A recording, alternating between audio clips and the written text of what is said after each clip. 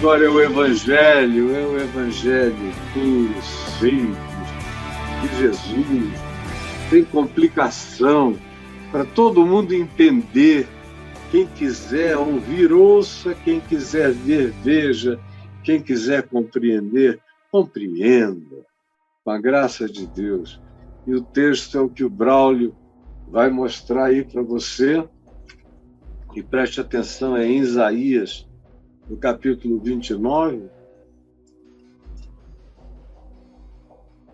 Eu quero que você leia, como está indicado, do verso 9 até o verso 16, está aí para você.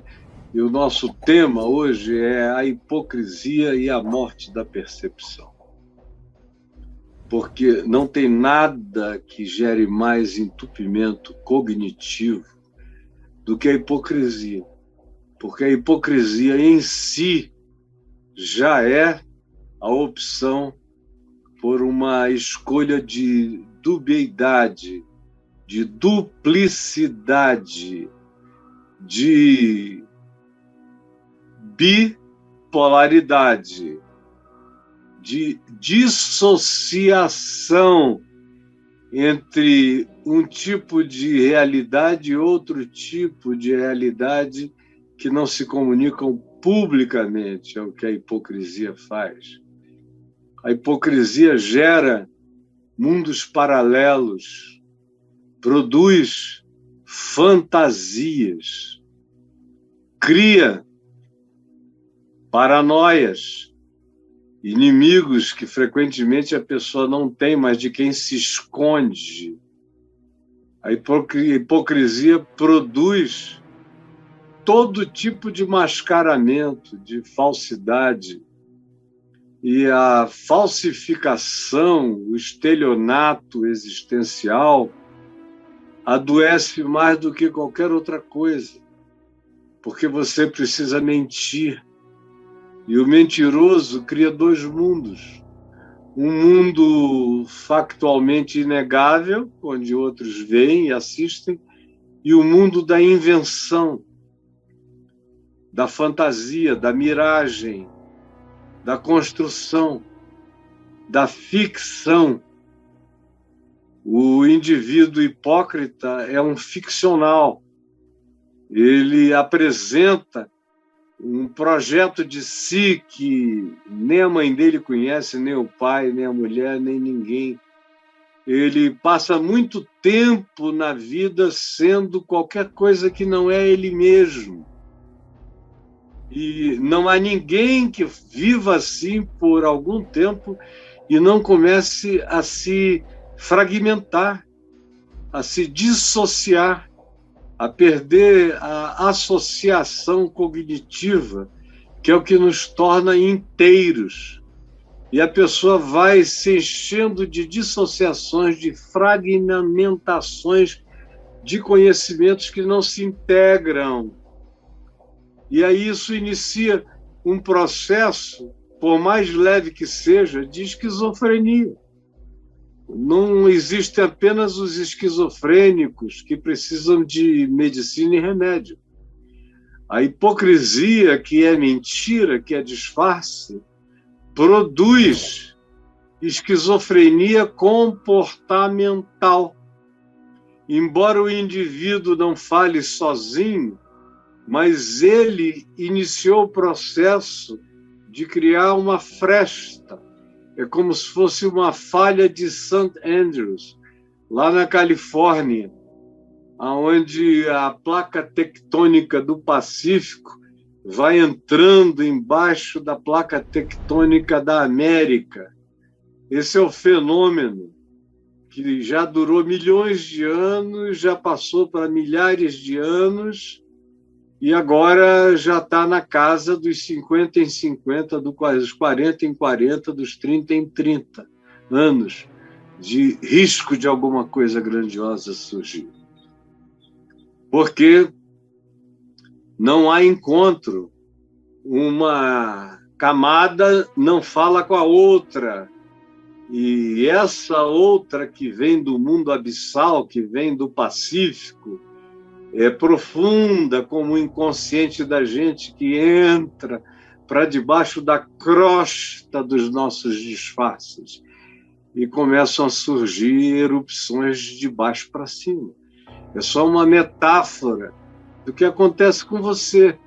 Aí você diz que não sabe por que está tão doente, por que precisa de terapia, por que precisa de tanta ajuda, por que vive tão angustiado, por que não consegue explicar seus sentimentos, por que de repente, do nada, você fica tomado por medos ameaçadores, ou por surtos, ou por paranoias.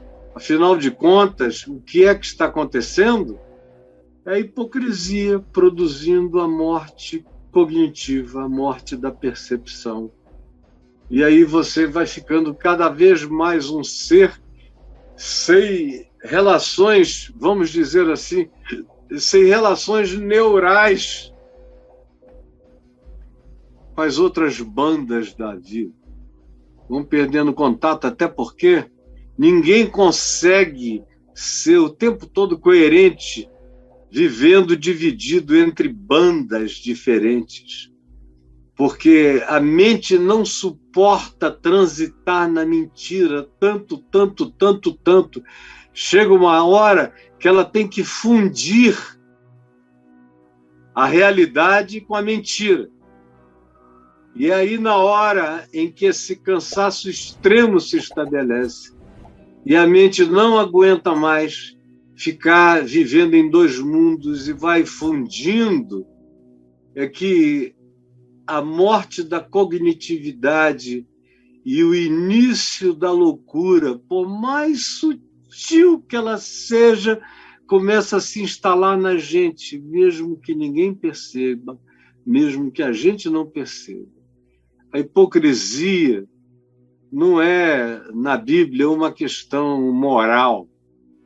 Também é, porque tem a ver com não ser a mesma pessoa para todos, para a maioria, para a majoria. Para o moral vem de maioria, de majoria. Majority vem do maior grupo. Então é mentira. No entanto, o grande mal não é o que os outros pensam de equivocado sobre você. É o que você faz com você. Como Jesus disse, a representação para fora se torna equivalente à produção de rapina, de carniça, de podridão, de vida morta dentro de nós, de modo que a hipocrisia é doença, destrói, faz mal. É por isso que Jesus trabalha tanto contra ela, porque ele transforma você num boneco de invenções, numa marionete de costumes humanos, praticados em horas determinadas, como teatro performático das suas mentiras de comportamento e de atitude. Não há ninguém que aguente viver assim para sempre. Se aguentar, preste atenção, se aguentar é porque virou diabo. Se aguentar, se ficar vivendo assim anos e anos e anos, como eu conheço vários líderes cristãos e religiosos que estão vivendo assim, só eu os conheço assim há 50 anos. E alguns deles já eram assim e estão ficando velhos. Alguns estão muito velhos. Podem morrer esse ano, alguns deles. Outros nem tanto. Mas são muitos anos de hipocrisia, de mentira. Eles nem entendem mais, nem ouvem mais, nem escutam mais. Perderam a possibilidade de mudar. Se tornaram diabo em si mesmos e amaram mais as trevas do que a luz. Eles detiveram a verdade e preferiram a mentira. Eles se deleitaram no engano e por isso morreram no entendimento, na percepção. Está dando para você entender? Então, olha o texto aqui. O texto é esse que você está vendo, a hipocrisia e a morte da percepção. E eu, depois do que eu disse, eu não preciso falar mais tanto. Eu só quero que você preste atenção no verso 15, que diz assim: ai dos que escondem profundamente. É aquele nível de vida que põe raízes no nosso inconsciente e que a gente, depois de um tempo, desaprende o caminho para visitar o próprio ser. Porque nós mesmos escavamos e escondemos profundamente. Escondemos profundamente o nosso ser, as nossas raivas, os nossos ódios, as nossas inimizades, as nossas antipatias, aquela feitiçaria do coração que não fala com a boca, mas no interior diz como eu queria que ele morresse, que ela morresse. Como eu queria, e eu conheço muita gente que no desespero acaba me contando. Eu passei a vida desejando a morte da minha sogra, do meu sogro, do meu enteado, da minha enteada. Eu todo dia entro na empresa e amaldiçoo o patrão. Eu odeio a mulher com quem o meu marido me traiu. Ou eu não deixo meu marido porque eu não tenho como sobreviver, mas todo dia eu peço a Deus que o leve, que o mate. Isso está tão bem escondido. Eu vejo pessoas preparando a festa de aniversário do ente abominável como se fosse uma glória e um privilégio, de tão disfarçado que o seu coraçãozinho já se tornou. Me fala aqui, amigo, amiga. Fala, porque eu sei, você não vai me surpreender jamais com coisa alguma. Ai dos que escondem profundamente o seu propósito, o seu intento, a sua vontade, escondem de Deus. Olha a maluquice, não é só dos outros. É aquele cara que realmente acha que botou tão fundo, e como ele parou de falar no assunto, ela não toca mais no assunto, não menciona o tema há meses ou anos, a pessoa acha que nem Deus sabe mais. Parece que Deus só é informado pela nossa boca, ou pelos nossos atos, ou pela nossa quebra de silêncio.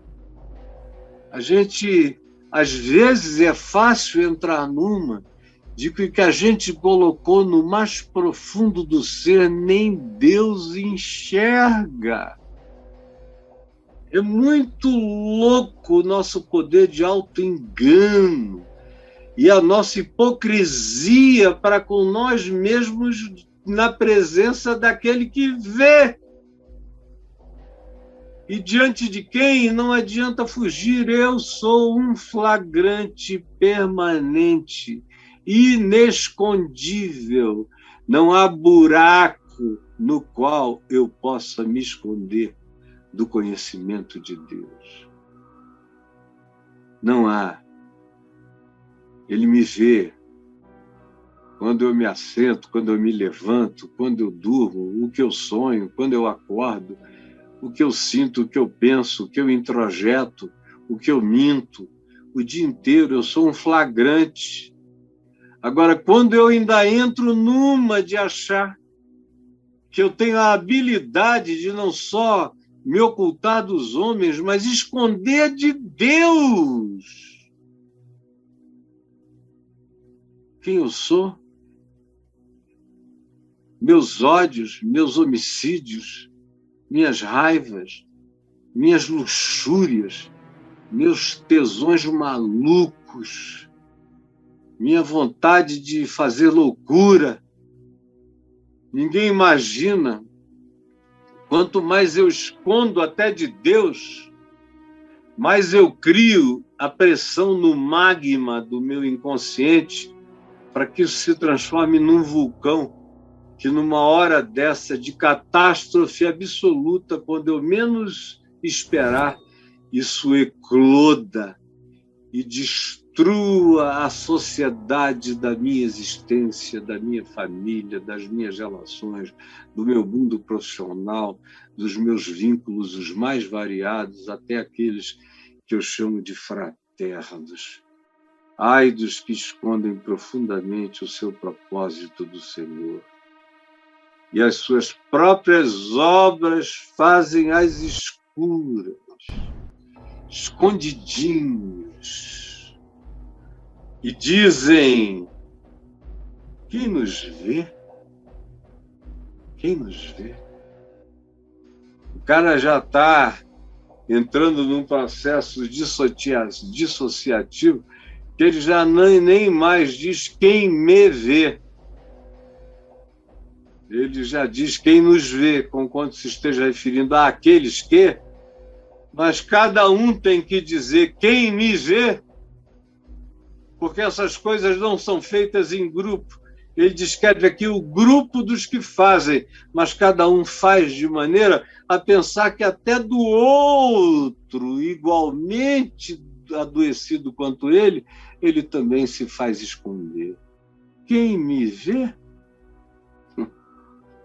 Quem me vê? Tem muita gente aqui comigo vivendo na base do quem me vê. Ninguém me enxerga. Isso aqui eu vou levar comigo para o túmulo. Você já ouviu essas expressões?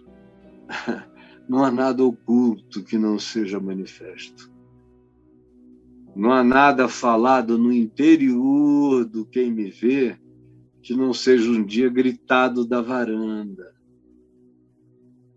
O oculto vai se tornar público. Todo oculto vai se tornar público. Por isso, a melhor coisa que eu faço é viver a minha vida da maneira mais pública possível, com a maior sinceridade, que o que está no meu coração seja o que o meu rosto reflita. Porque é uma questão de tempo. Tudo se tornará público. Tudo virá à luz.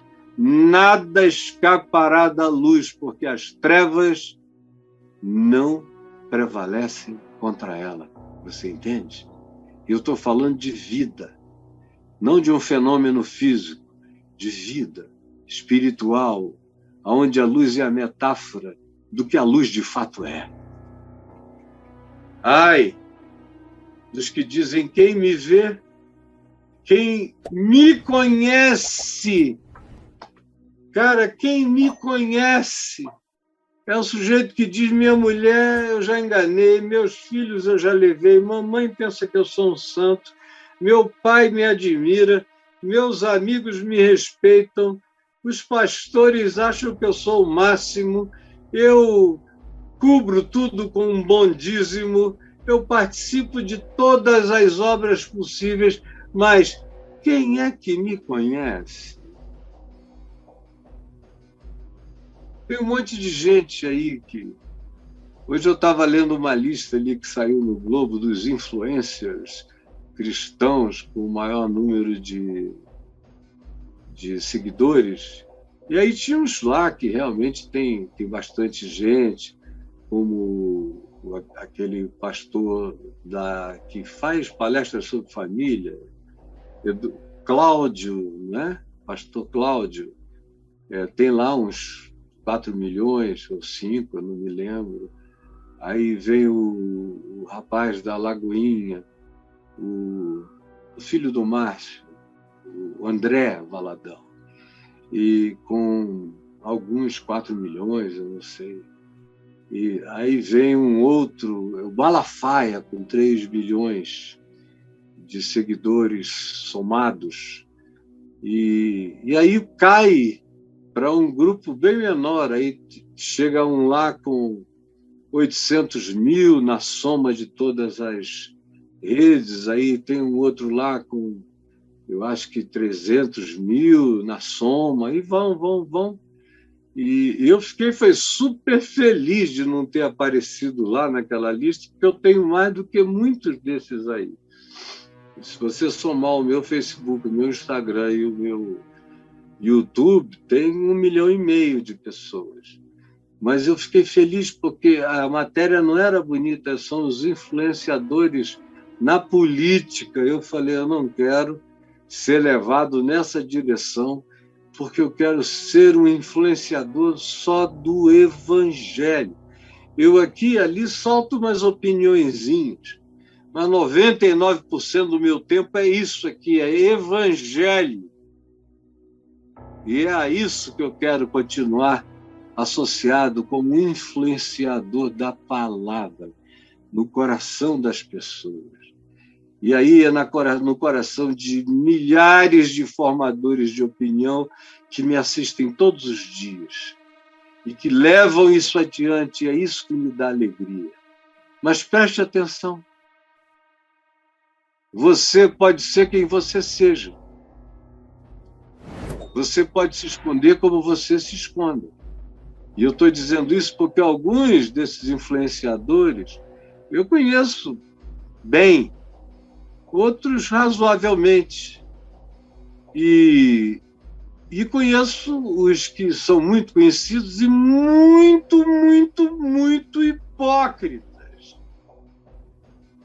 Se vocês conhecessem como é que esses caras vivem, como eles falam, as palavras que eles usam, a boca podre de palavrão, cheio de raiva, de ódio, de todos eles, que eu estou falando dos famosos, dos que fazem questão de serem ayatolás de presidentes, desses que eu estou falando. Então, vocês não têm ideia da mentira e como os caras vão ficando doentes, porque hoje eles dizem uma coisa, amanhã eles dizem outra.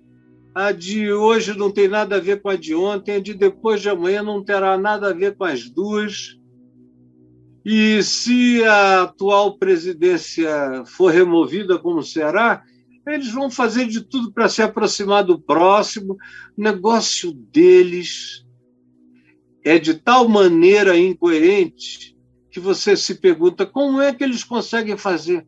É porque eles não sentem mais nada. A hipocrisia matou a percepção, o discernimento e a vergonha na cara. A hipocrisia produz desavergonhados cínicos, que são capazes de mudar de A a Z sem tentar explicar nada a você. Simplesmente foi a preferência da hora e do momento. O resto, eles vão continuar mantendo escondido como puderem. O problema é que, como diz Oséias, no capítulo 4, assim como é o sacerdote, se torna o povo.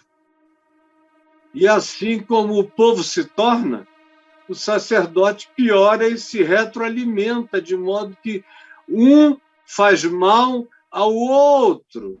Me diga a quem você ouve, a quem você segue, e eu direi como você está se tornando na sua mente, na sua alma, no seu espírito e na desgraça sutil que vai entrando na sua vida, até que chegue uma hora onde você não vai saber mais nem quem você é. Por enquanto você acha que os outros é que não sabem, mas de fato é você que está se perdendo de você mesmo, de você mesma. É tão óbvio. Eu fico até com vergonha de perguntar se você compreendeu. Agora, uma vez dito isto, que está aqui no verso 15, aí Deus exclama: que perversidade a vossa! Que perversidade viver assim! Nem Deus acredita. Que perversidade a vossa! Como se o oleiro fosse igual ao barro. Vocês me tomam por vocês mesmos. E a obra dissesse ao seu artífice: ele não me fez. E a coisa feita dissesse ao seu oleiro, o vaso: ele não sabe nada. É ridículo, é patético e é adoecedor assim o que acontece com aqueles que vão brincando de hipocrisia.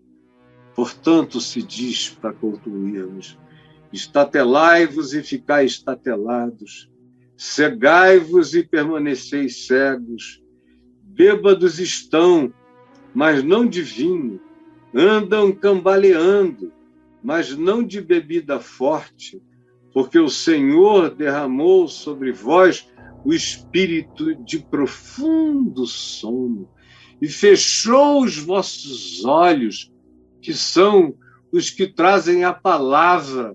Hoje em dia, é a palavra mesmo, é o Evangelho de Cristo, que vocês não leem e, quando leem, não querem entender.